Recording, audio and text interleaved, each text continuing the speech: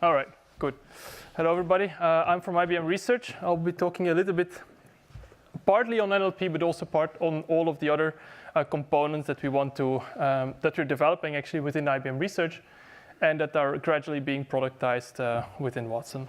Now, I'm not alone. We're working with a big team. Kostas is my manager, and then I have a bunch of my colleagues here, which are also here, and which are doing, together with me, of course, also all of the heavy lifting. Now, what is cognitive discovery? So basically, cognitive discovery started from a GTO topic that we did around 3 years ago. That's within IBM Research, you can do basically proposal of the projects every year across all research, and the good ones get selected and presented to the CEO, and then the CEO says, well, make money with it. In other words, implement it. So I did that back in 2015, and that was back then like an embedding for simulations. But really what it was is, if you think about it, was, okay, how can we accelerate discoveries using AI? And especially one thing that we always had was like, or that I encountered a lot in my PhD is I don't really like to read papers, but there are more and more papers, and there's more and more knowledge, and how can we actually extract all of that knowledge? Now, of course, if you go into a business perspective, then you say, okay, well, it's not just scientific papers, but it's also forms, both in healthcare, but in many, many different areas. I'll talk about oil and gas, that, for example, well logs that just need to be analyzed. The data needs to be extracted, put into a context, and then needs to be able to be queried, right? And if you think about it, what we're always doing in an old way is we have a guy that thinks, that has some idea, and then that idea needs to be kind of like, is this a new idea or is this an old idea? So you have to start reading literature, and then hopefully, sometimes you're lucky with Google search, sometimes 2 years in your PhD, you find a paper that you finally wanted. And then after you do the reading of the literature, then you do some experiments or simulations or whatever you want, and hopefully you write more and more reports because you need many papers, and then you publish that, and then you hope that somebody else starts reading them. That's basically it. And this basically starts to grow. So this is the derivative. So this is the submissions per month in the archive. I think everybody's aware of that one. And that's just growing and growing and growing, and clearly not thing.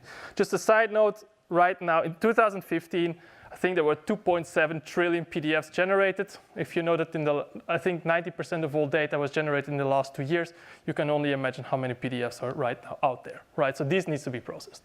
So what we are trying to do with cognitive discovery is try to attack that exponentially growing data problem. And we have this idea of, well, we still want to have ideas because that's where the human is very good at. But then we want to have a knowledge graph, and that knowledge graph needs to be populated with something. And we are building actually all of the systems to populate automatically these graphs with content coming from different sources, both structured, that's the easy part, databases, but then all the unstructured data, which is all the scientific papers, patents, reports, scanned emails, whatever you have in your data, how can we actually use AI to actually populate that knowledge graph? And then secondly, do the knowledge engineering. So how can we use AI to then, on top of that knowledge graph, do some intelligence? Because if you think about it, if I'm querying, if I'm interacting with a knowledge graph, this is where our natural language querying comes in. What you want out is not only the result, but most likely also the reason why you get that result, so the full provenance. And one way of doing that, sometimes the graph cannot give you the result, but we think one of the ways to do that is not to give you the end result, but give you the data set from which you can actually generate a new model that would then predict that, essentially. And so our whole thing is all about being able to do this massive scalable knowledge ingestion. That's the one part, and the other part is the knowledge engineering. Now, a super side note, so we basically, to actually do that, I cannot go in too much details, but we have basically built that up into 3 separate pipelines: a scalable knowledge ingestion part, which I will address.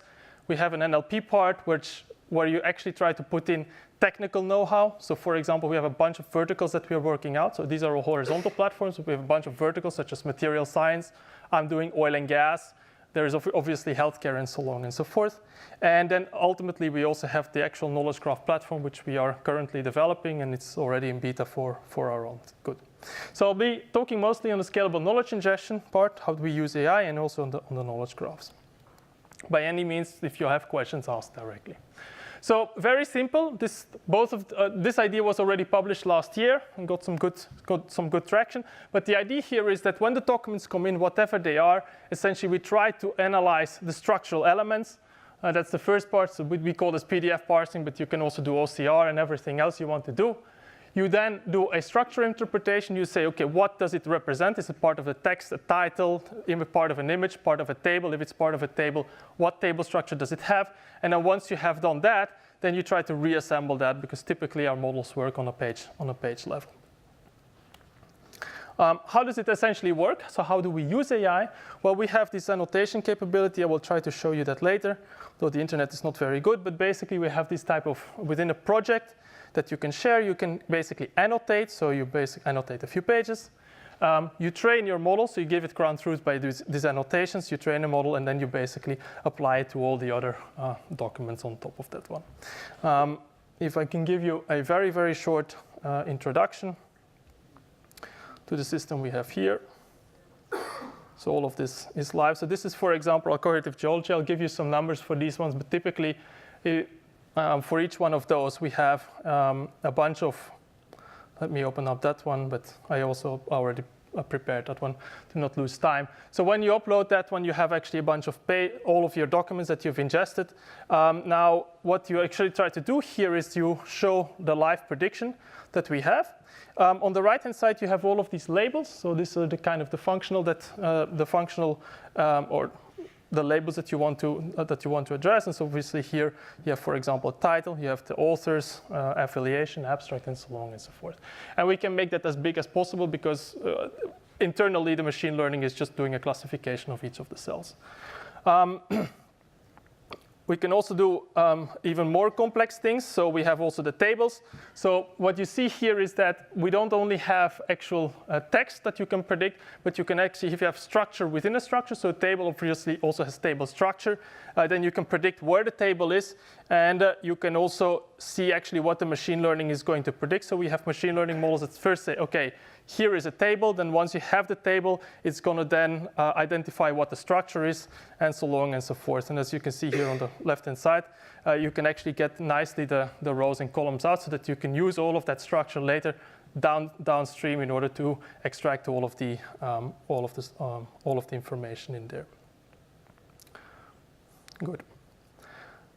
Let me get to that one back.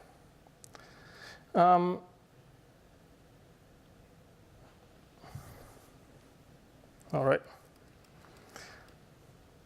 Good. So now, basically, the way it actually works is, as I showed you before, is you have a pipeline where you put in your PDFs. It gets parsed. This is actually the most computationally expensive part. It's fully parallelized and through Kubernetes, essentially, so we can scale it up as much as we want.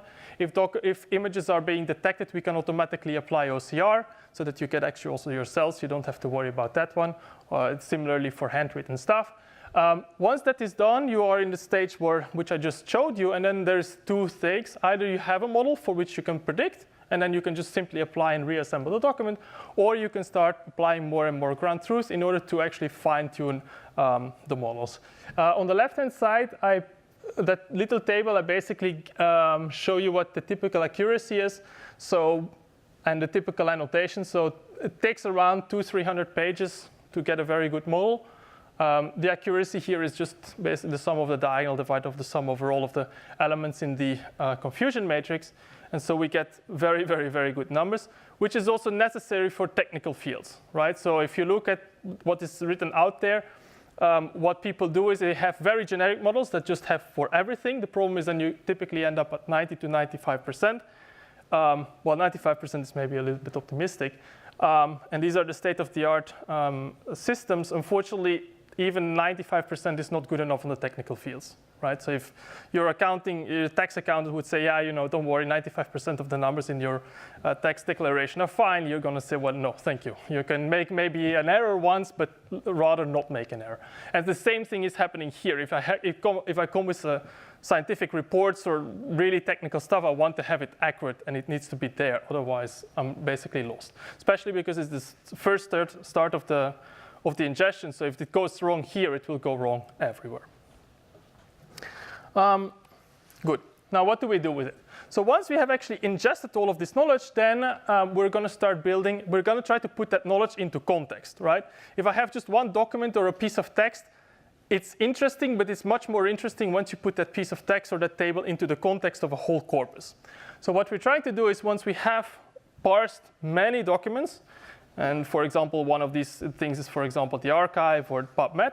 Once we do that, we extract all of the articles. We have now the structure, and we pull out all of the individual components, so paragraphs, tables, images, and so on and so forth. And we use that because that will be our provenance. So that will, whenever you have a question and the graph answers you something with a list, you will say, okay, why did I get that? Well, because there was information extracted, a relation or an entity or whatever that was mentioned in this paragraph or that table, and this is why I believe that this is the result you get.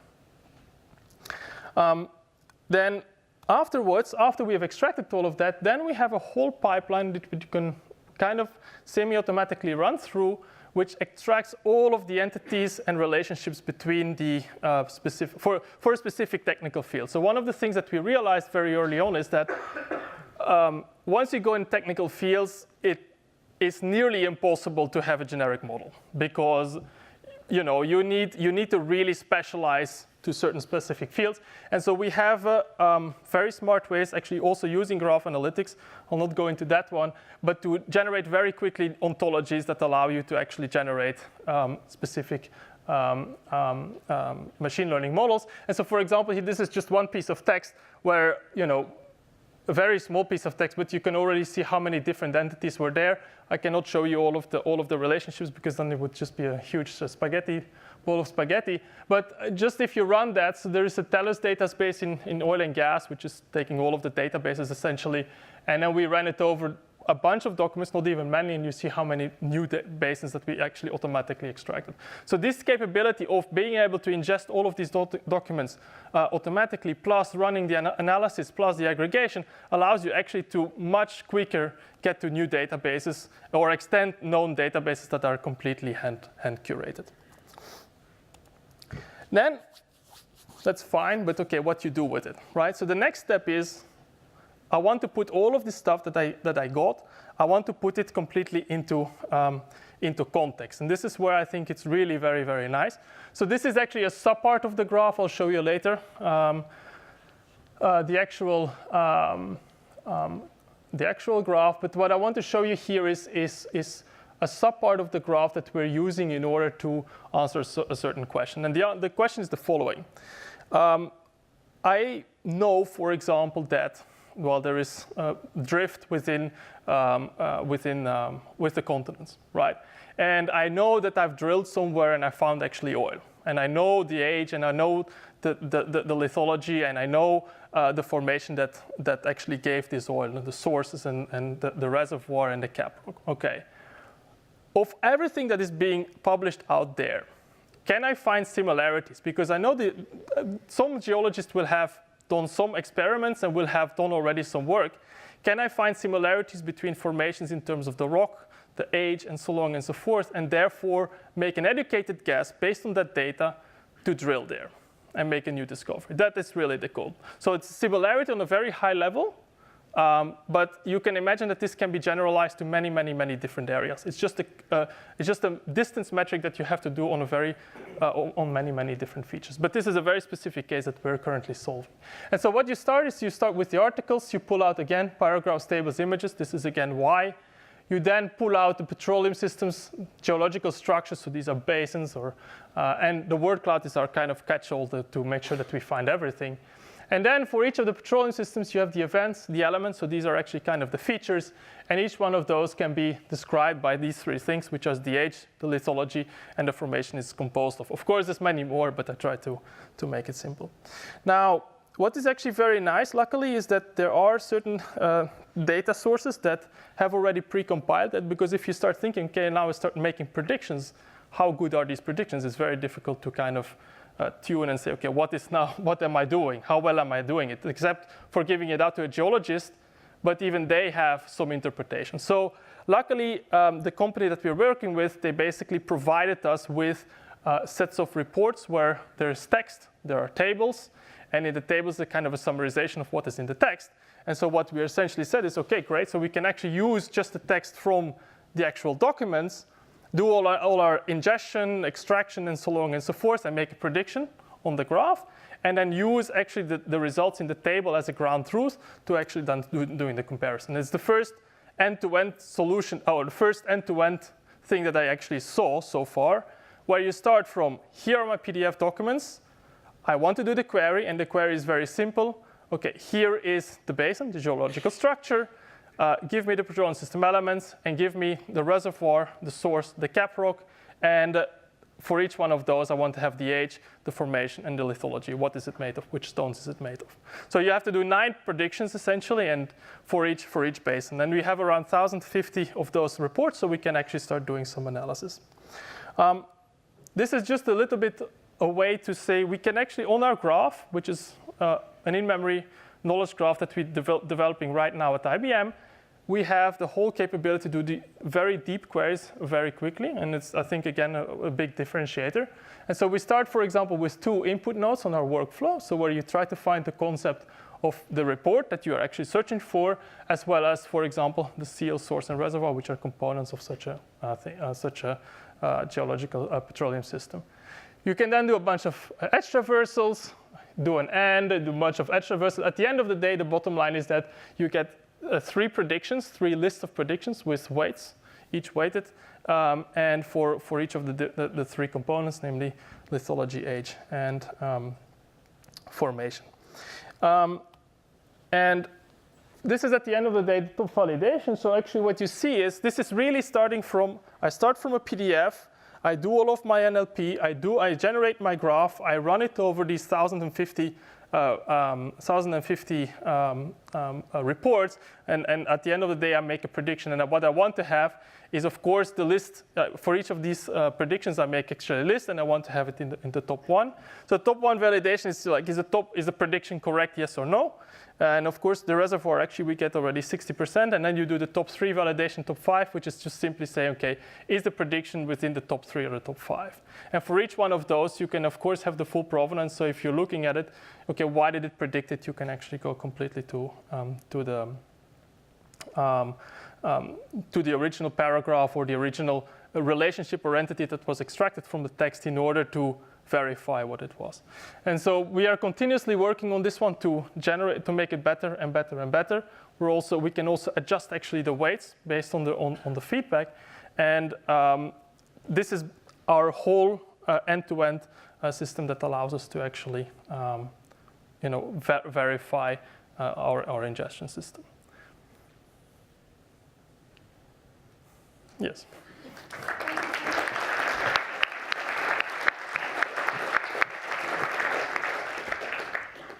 Are there any questions?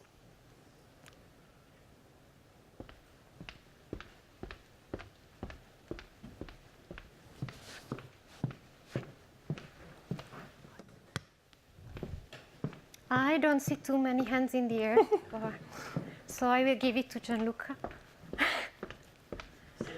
I'm sure you have 100 questions. I do, actually. I think I saw. Hi, thank you for the presentation. I like the idea of the knowledge graph. Mm-hmm. According to the presentation, it sounds like it's very dependent on the annotation and annotated documents. So is there any thoughts about what if there are not so many annotated data sets for training or validation? So I didn't want to go too much into detail, but this is exactly what we're, so the way we are actually trying to attack that is the following. So if I go back quickly, so do we actually have a pointer here? Is that, do we have a laser pointer? You can point with the top, but you have to plug it in. Sorry, which one? Okay, well, let me see whether my mouse is my mouse actually. Yeah, okay. The laser doesn't work. Okay, but if you make an actual cut here, so what you can do is you can have just a graph, which is the articles, paragraphs, tables, and images, and the word cloud is, and that one just runs through us. And we have another like units and values and variations, things that are very common. Okay, and the way we do it, because obviously I'm a theoretical physicist at the superconductivity, so I'm not doing oil and gas. But basically, I've been able in 1.5 years to really get a knowledge graph that geologists, professional geologists have been in the business for 30 years use. Now, how do we do that? We basically say, you don't do it in one shot. What you do is you say, well, I make a graph from everything I have. So again, if you have a good document extraction, a good document processing system, then I can get everything out. And that's exactly what I do in the word cloud. Now, the next step is, if I have an approximate graph, I know some things, right? So I can very easily build very quickly an ontology, for example, for geological ages. I'll get an approximate list, not the whole list, but an approximate list. Okay. Now, we also know that there's going to be structure in the graph. Clearly, I mean, a geological age is not going to be mentioned just in the vacuum, right? It's going to be, okay. So basically, if you think about that, if the graph represents the structure of the knowledge, or at least approximately, what you can actually do, or what we do, is we use the structure of the graph using clustering, using spectral analysis, in order to identify elements in that word cloud that are potentially, essentially, geological ages, or that might be structures, and so on and so forth. So by exploiting the structure of the graph, I can then generate a new set of ontologies that I can extract out, and now I can map that into the structures in the petroleum systems, for example. And I do this iteratively. And the nice thing is this converges very nicely.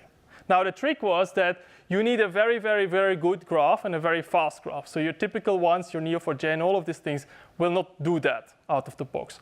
So we built actually a knowledge graph, an in-memory knowledge graph that we can run on our Power 8 or Power 9 systems now.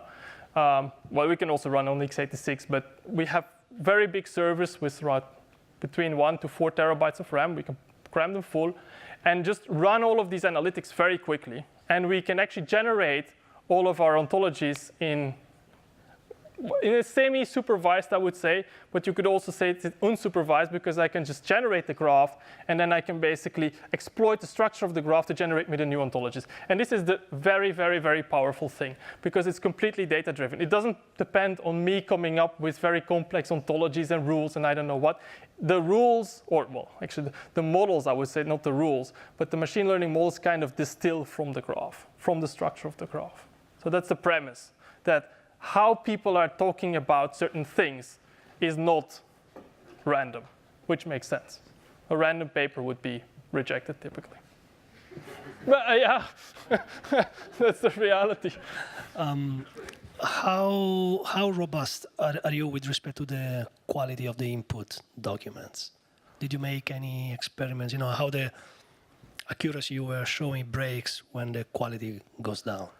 So there's a variability. So yes, it depends on what you want to extract. So for example, certain document components, such as, so what we actually do in the following. So we have deep neural networks that actually run. I can actually show you that directly on the UI. You will have to stop me at some point, right? I will. Good, very good. All right. So when I return, yes. So what actually happens on the platform is very simple. So we run not, again, one machine learning model, we run many of them. And one of the things, once we parse, we have our deep neural networks that automatically, that automatically are already going to predict, like, okay, there is a table there, essentially. And we do that for many things. We do that also for formulas. We do that for figures and so on and so forth. So what we essentially have is, as the document gets in, maybe OCR needs to be done, which is also a model, you have actually a whole tree of models that gets evaluated.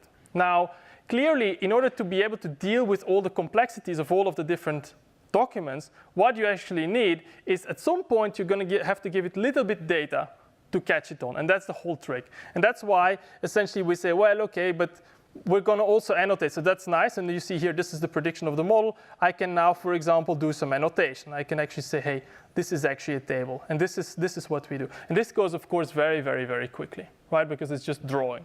Can also be done with very low skill labor. So for example, we had, I think, 30,000 contracts. Did I do something weird on the screen?